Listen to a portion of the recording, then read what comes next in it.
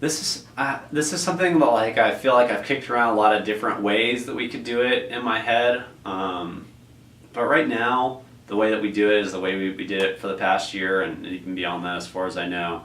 So a person comes in, they request tutoring in a particular subject. So we have a database, and assuming we have all the information filled in properly, which sometimes we get lazy and don't quite fill it all in. There is a search feature on there where we could just search. If someone's looking for a Math 121 tutor, we type in MAT 121, and it populates all the tutors that have that particular class associated with their name. In reality, after having worked with most of the team members for probably a year, I often just look at it and I say, okay, Math 121, what time of the day and what days of the week are they looking for? And so I'll look at our schedule for all of our tutors, which is a paper form. And I'll look at that schedule and I'll say, okay, is X person available? And I'll look through all the scheduling and I'll say, yes, they are, or they are not. And then I'll look at Y person, say, yes, they are or not. And so once I have someone selected, I then call that person and ask them if they can do it. Sometimes that process, they answer the phone then and there, and I ask them, and they say yes, and then it's squared away, and I can take care of it within 30 seconds. Not difficult. Sometimes you call somebody and leave a voicemail, and then the next day comes around, and you call them again, and if they don't call you back within the next day, typically at that point I move on to someone else. So it's very manual at this point. It's certainly not automated. I've spent some time with some other schools that do it slightly differently. One way that some schools do it is they ask a tutor for their availability, and they have everyone's availability listed, and if somebody requests time and it matches with their availability, they just pair them. I've been a little reluctant to move to a system like that only because I don't think it honors tutors' lives as much as the responsive nature that we have.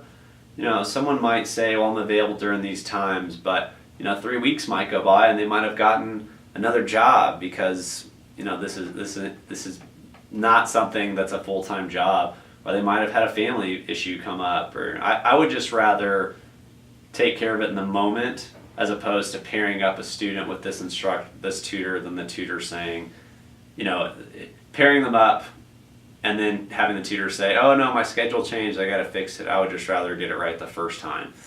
And so right now, definitely a little manual, definitely a little cumbersome depending on the subject, depending on the responsiveness, but it does help work out the kinks before we set up the pairing rather than after the fact. I see.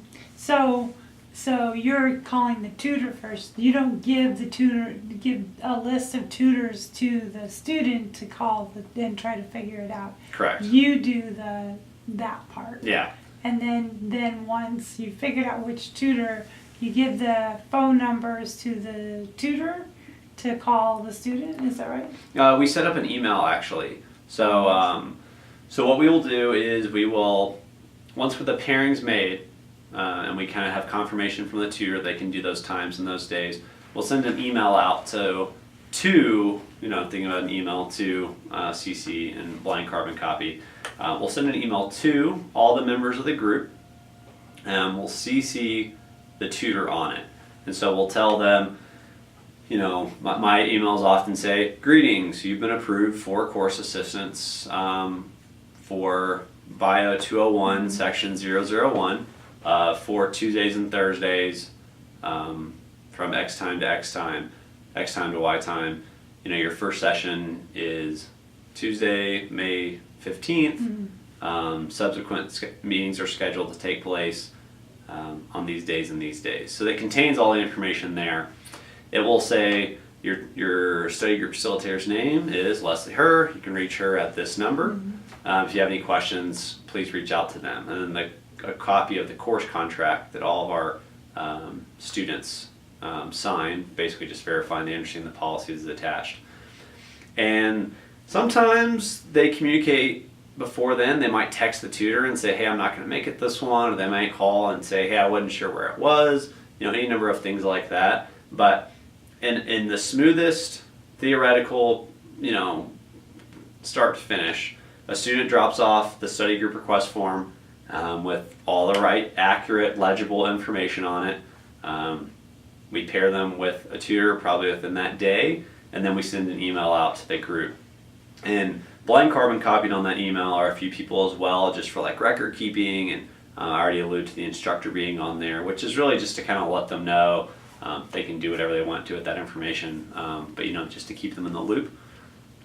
Particularly if people stop showing up to class, then maybe they would have a little bit of knowledge of this student's not here. Hey, are they still attending training or tutoring? Yes, they are. Okay, that's a problem. But so that's the process from start to finish. Sometimes, and we do ask for phone number of the group leader on there. So sometimes, depending on the nature of the group meeting or depending on how things have gone so far, we will make calls just to make sure that they see everything as they need to. But ideally, we send that email out, we make sure everyone understands to check their student email addresses, and we go from there.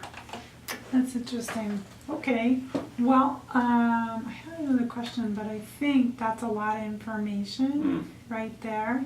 And I think that will get us pretty far. Okay, yeah. And hopefully the video actually recorded the sound as well. So, Well, hopefully. yeah. Yeah, but I'm trying to think of like anything else off the top of my head. The one thing I'll say is we're not necessarily like glued to any of our processes and things like that. A lot of them are in place for reasons. Like there isn't much in place right now that we haven't spent some time thinking about. And so if there are additional questions and things like that, about our processes or perceived limitations or things like that, we can certainly do a follow-up. But we're always open for simpler processes. I mean, much like how we cut down like half our paperwork for this semester, if we can streamline it, it's going to be easier for the students, it's going to be easier for us. So we're certainly open to ideas, and yeah, like I said, follow up if needed. I think the biggest thing with database development is that you really do need to have a really good picture of what the processes are. And so that's one of the reasons why I wanted to do this. Yeah. And so I do really appreciate your time a lot. It's very, very helpful. And I'll just hope, because I forgot to test to see if the sound was working. So I'm going to be hopeful. I'm hoping. But anyway. Well, I often like to think I have a loud voice. Well, let's hope. All right. Let's see.